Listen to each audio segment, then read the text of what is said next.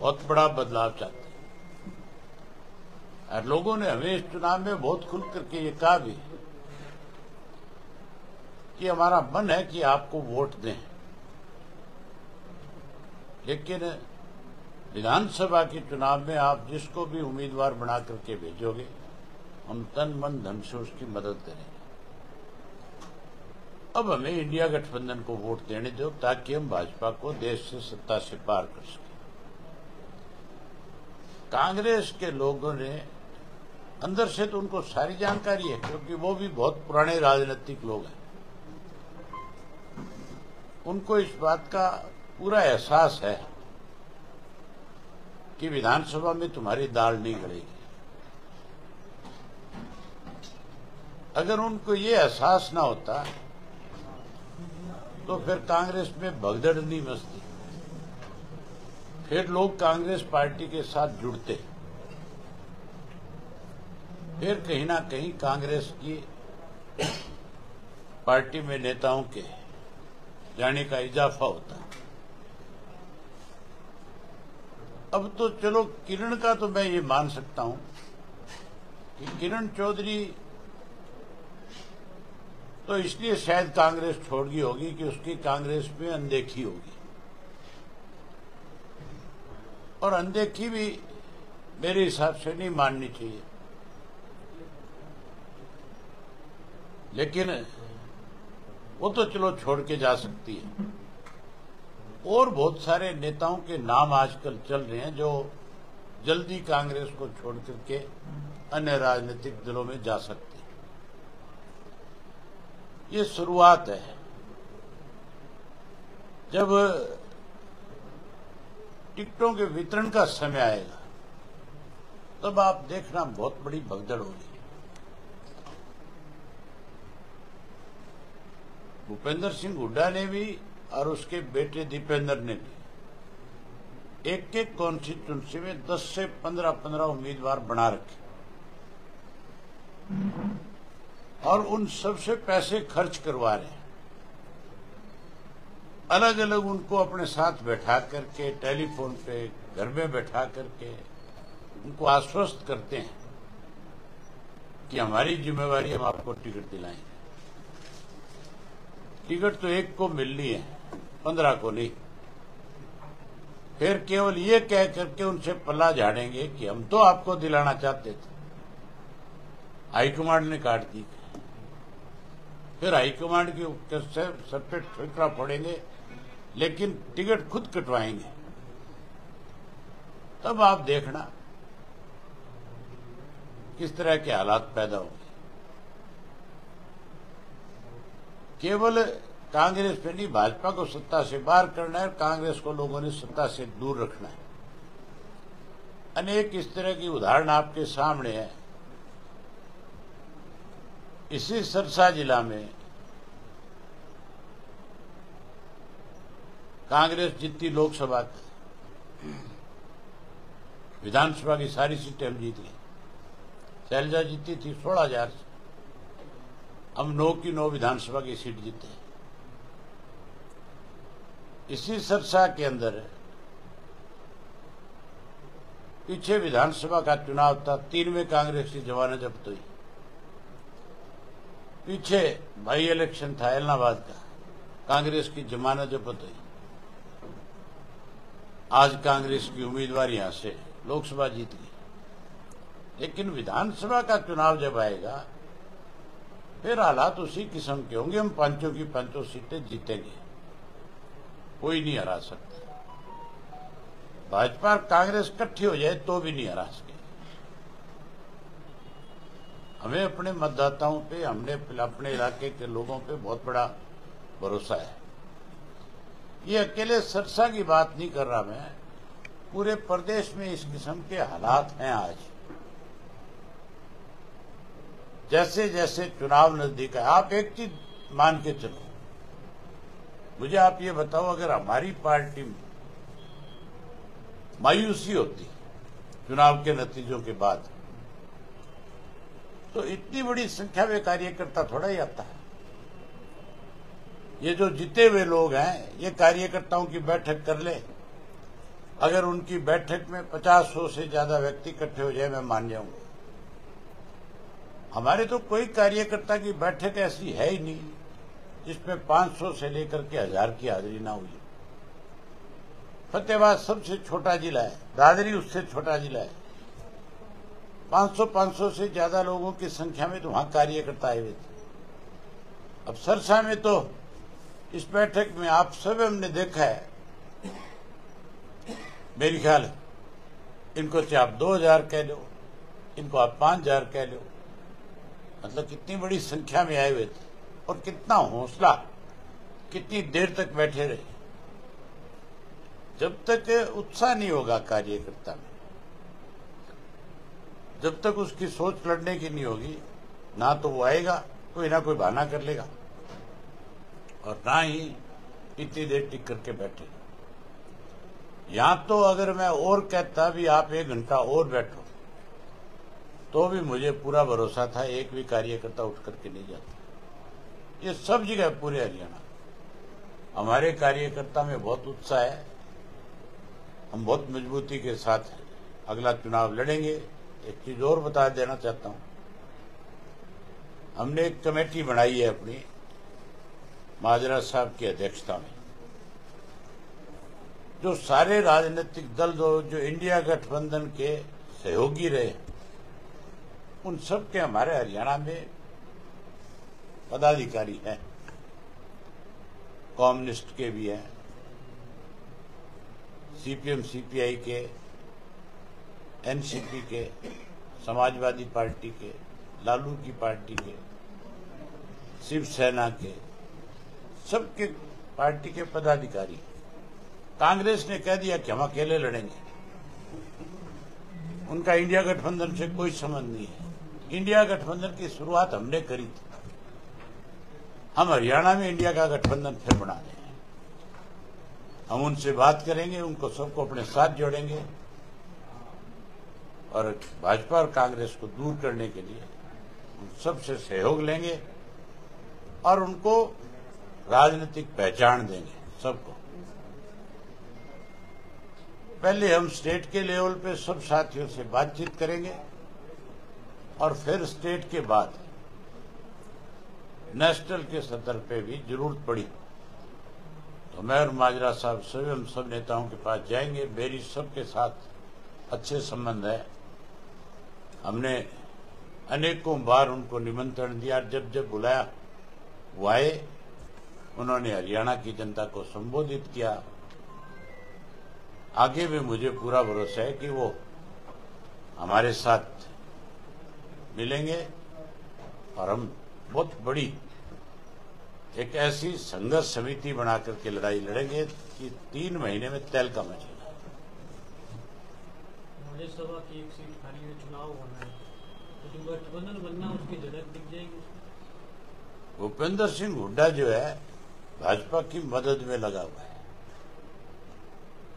कांग्रेस सबसे बड़ी पार्टी है। हुड्डा कहता है हम चुनाव नहीं लड़ेंगे।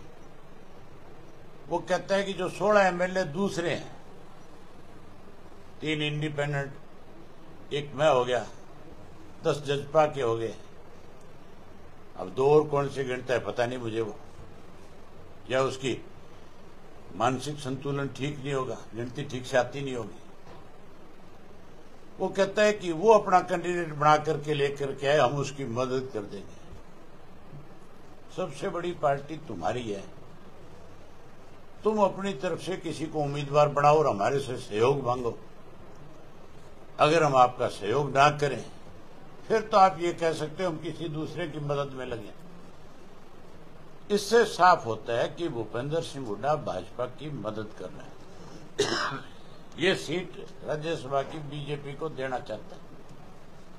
एक तरफ कहता है कि भाजपा की सरकार अल्पमत में है, अविश्वास प्रस्ताव लाता है, तो फिर क्यों प्रस्ताव लाया और क्यों ये बात कहे कि अल्पमत में हो?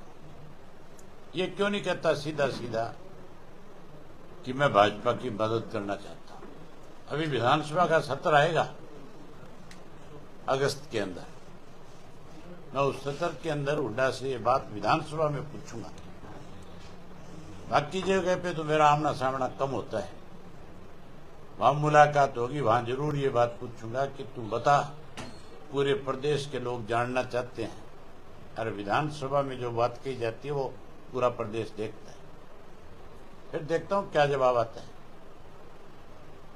भारतीय जनता पार्टी ने विधानसभा चुनाव को लेकर आज एक केंद्रीय मंत्री भी है, रोहतक में एक सभा की है और उपचुनाव का संकल्प किया है। उन्होंने ये बात कही है कि संविधान को और आरक्षण को बचाने का जो काम है सिर्फ और सिर्फ मोदी कर रहे हैं। मोदी की 241 सीट आना भाजपा की, केवल लोगों में डर था कि संविधान खत्म कर देंगे। मोदी जी को ये करने की जरूरत ही नहीं थी कि संविधान की किताब को लेकर के माथे के लगाता, चूमता, नाटक करता। क्या जरूरत है? देश का प्रधानमंत्री जो बनता है या इस देश का कोई भी नागरिक है, संविधान उसके लिए सबसे महत्वपूर्ण चीज है। संविधान से बड़ा कोई नहीं है, चाहे वो प्रधानमंत्री के पद पे चला जाए, चाहे वो राष्ट्रपति बन जाए। जो संविधान में लिखा हुआ है, फैसला संविधान के मुताबिक ही करना पड़ेगा, उससे बाहर नहीं जा सकता। हरियाणा का बेरोजगार सक्षम युवा सहमा हुआ है, ना तो उसे लगभग 1 साल से काम मिला है और सभी पार्टियां हैं जो भाजपा है, इसीलिए भाजपा का दिवाला पिट गया ना। भाजपा और कांग्रेस के द्वारा सिर्फ ये बात किया जाता है कि बुजुर्गों के युवाओं पर कोई विचार नहीं किया जाता, बेरोजगारी भत्ता नहीं बढ़ाया जाता। तो जी आपकी पार्टी के द्वारा आगामी क्या रहेगा युवा के लिए? हमारा मैनिफेस्टो आएगा, उसको पढ़ना। हमने फैसला किया हुआ है कि हमारा युवा जो पलायन करके विदेश जा रहा है, उसके लिए हम अच्छी नीति बनाएंगे, अच्छी योजनाएं बनाएंगे। हम अपने बच्चों को रोजगार देंगे, यहीं पे काम देंगे। हर घर से एक पढ़े लिखे नौजवान को उसकी योग्यता के मुताबिक नौकरी देंगे। जो नौकरी से वंचित रह जाएगा उसको 21,000 रुपया बेरोजगारी भत्ता देंगे। आज तो कांग्रेस भी कहती है कि हम 6,000 रुपये पेंशन कर देंगे। हुड्डा से पूछ रहे हो, 10 साल मुख्यमंत्री था, पेंशन बढ़ाई क्यों नहीं देने? अब तो बरगलाना चाहता है बुजुर्गों को। पेंशन जिसने बनाई है वही बढ़ाएगा। पेंशन हमने बनाई थी, हम इसको बढ़ाएंगे, 7500 रुपया करके बुजुर्ग का मान सम्मान करें। नेट का पेपर लीक हो गया, हाहाकार है पूरे देश में, और पीजी नेट का पेपर रद्द कर दिया गया। आज हैरानी की बात है कि किस तरह के गलत फैसले केंद्र की सरकार लेती है। हमारे यहाँ के बच्चों का सेंटर जोधपुर में आया हुआ है। जो बच्चियां जोधपुर सेंटर में एग्जाम देने गई है, उनके माँ बाप को साथ जाना पड़ा। हजारों रुपए खर्च होते हैं जोधपुर जाने आने में। आप गाड़ी से जाओ तो 5, 7, 10 हजार का तेल फूकता है। 2 दिन पहले जाना पड़ता है। यहां से 900 मील है, 900 किलोमीटर है। 2 दिन पहले जाना पड़ता है, होटल बुक करना पड़ता है। वहां इतने ज्यादा बच्चे होंगे कि होटलों ने भी आज अपना किराया जो है 10-10 हजार रुपया कर दिया होगा, क्योंकि जगह ही नहीं है रहने की। शहर मैंने देखा हुआ, कोई इतना बड़ा शहर नहीं है कि जिसमें हजारों लोग जाकर के खपा जाए। टूरिस्ट भी होगा वहां पे। इन सब की भरपाई कौन करेगा? कितना पैसा बर्बाद हुआ है। आज पूरे देश के अंदर अलग अलग सेंटरों में बच्चे गए हैं। इसके लिए देश के प्रधानमंत्री को माफी मांगनी चाहिए कि मेरा गलत निर्णय था। अगर सेंट्रल लेवल पे कोई फैसला होता है, डिपार्टमेंट नहीं ले सकता। वो जरूर अपने मुखिया से पूछता है कि क्या करना चाहिए। दिल्ली की आम आदमी पार्टी धरना देकर हरियाणा से छोड़ कोई और काम की बात। आपने पूरे राज्य में दौरा कर लिया इलेक्शन के। आम आदमी पार्टी जो पानी की बात करती है, ये तो हरियाणा की कमजोर सरकार है जो दिल्ली को पानी दे रही है। SYL का नहर का निर्माण करवाने में सक्षम नहीं है ये लोग। ये कहीं ना कहीं राजनीतिक तौर पे पीड़ित लोग हैं। हमारी सरकार होती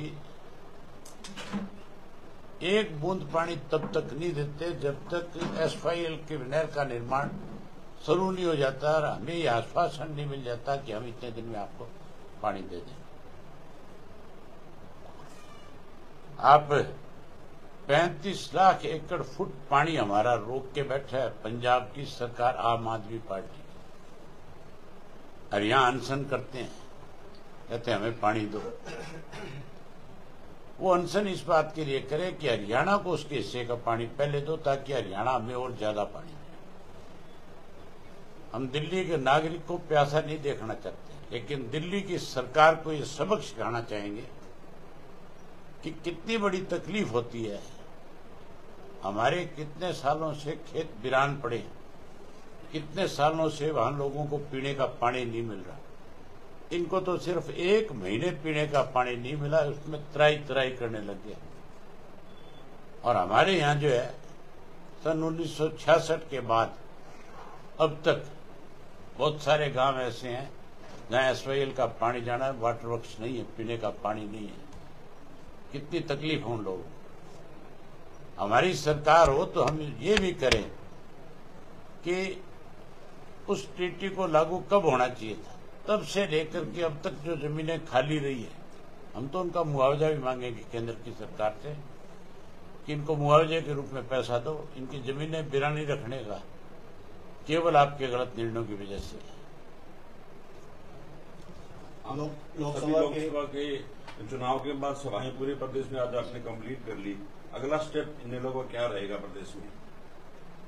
जल्दी हम हल्का स्तर के ऊपर इसकी शुरुआत कर देंगे और हल्के के स्तर के ऊपर ये कार्यक्रम करेंगे और उसके बाद फिर इसको जोन के स्तर पे भी ले जाएंगे। चुनाव से पहले पहले एक गांव तक हमारा कार्यकर्ता पहुंच जाए।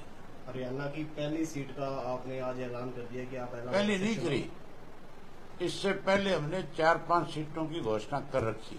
आपने भी आज कह दिया कि मैं इलाहाबाद से मैंने बता दिया आपको। हमने सबसे पहले ऐलान किया था, हमारे प्रधान जी ने यमुनानगर की और रादौर की सीट का। यमुनानगर से दिलबाग सिंह को चुनाव लड़ाएंगे और रादौर से श्याम सिंह राणा जी को लड़ाएंगे। उसके बाद अगली सीट का ऐलान ना बहादुरगढ़ में किया। नफे सिंह राठी जी के परिवार से लड़ाएंगे और उसके बाद महेंद्रगढ़ प्रॉपर से सुरेंद्र कौशिक को लड़ाएंगे। यहां लोगों में गलतफहमी चला रखी है, शोर मचाते हैं। पिछली बार भी मेरे खिलाफ प्रचार किया इन कांग्रेसियों ने, बीजेपी वालों ने। पिछली बार भी कहते थे रानिया से लड़ेंगे, अब की बार फिर उसी तरह की बातें इन्होंने शुरू कर रखी है। मुझे इलाहाबाद के लोगों ने बहुत बड़ा प्यार दिया हुआ है, बहुत बड़ा आशीर्वाद है मेरे सर पे उनका। इलाहाबाद के लोगों ने मुझे सरकार के खिलाफ 2 बाई इलेक्शन जिताए हैं। मैं इनका एहसान कभी नहीं भूल सकता, कभी नहीं उतार सकता। जब तक चुनाव लड़ूंगा इलाहाबाद से लड़ूंगा, किसी दूसरी जगह से नहीं लड़ूंगा। दूसरी जगह से चुनाव लड़ाने के लिए मुझे पार्टी ने कोई आदेश किया, उस पर विचार करूंगा, वो पार्टी का फैसला होगा। किसी का सवाल हो? ठीक।